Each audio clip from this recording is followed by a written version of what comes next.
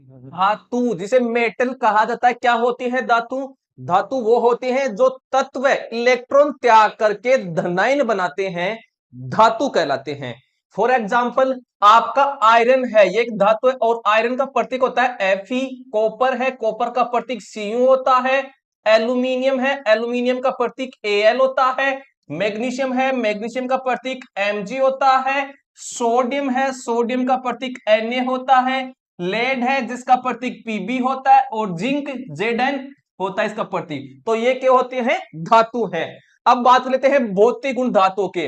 तो धातु जो होते हैं, धातु की सतह चमकदार होती है, अर्थात जो धातु शुद्ध रूप में क्या होती है? चमकदार होती है। धातुओं के इस गुण को धात्विक चमक कहा जाता है। तो धातु में धात्विक चमक का गुण पाया जाता है। अगला देखिए, धातु सामान्यतः कठोर होती है।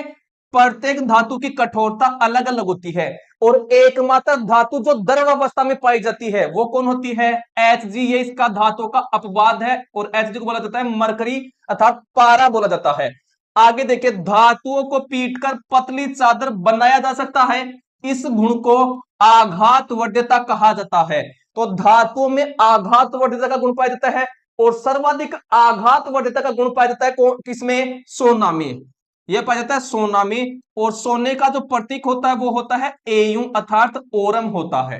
ठीक है, आगे देखिए, धातु के पतले तार के रूप में खींचने की क्षमता को तन्यता कहा जाता है। तो तन्यता का गुण किसमें पाया जाता है? धातु में। और सर्वाधिक तन्यता का गुण किसमें पाया जाता है? सोने में पाया जाता है। और सोने का प्रतीक क्या होता है? Au होता है।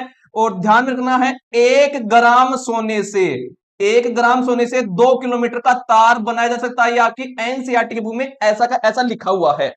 धातु जो होती है ये उष्मा के सुचालक होते हैं। ठीक है, आगे देखिए, आगे हमारे पास है इनका धातु का गलनांक बहुत अधिक होता है।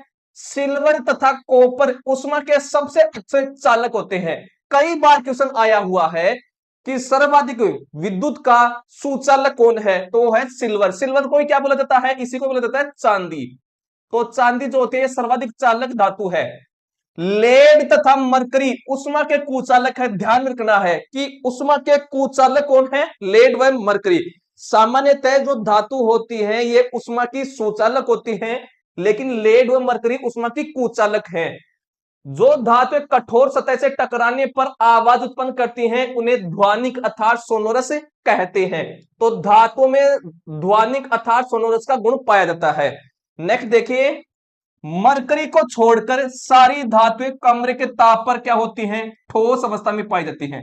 तो एकमात्र धातु जो द्रव अवस्था में पाई जाती है वो कौन?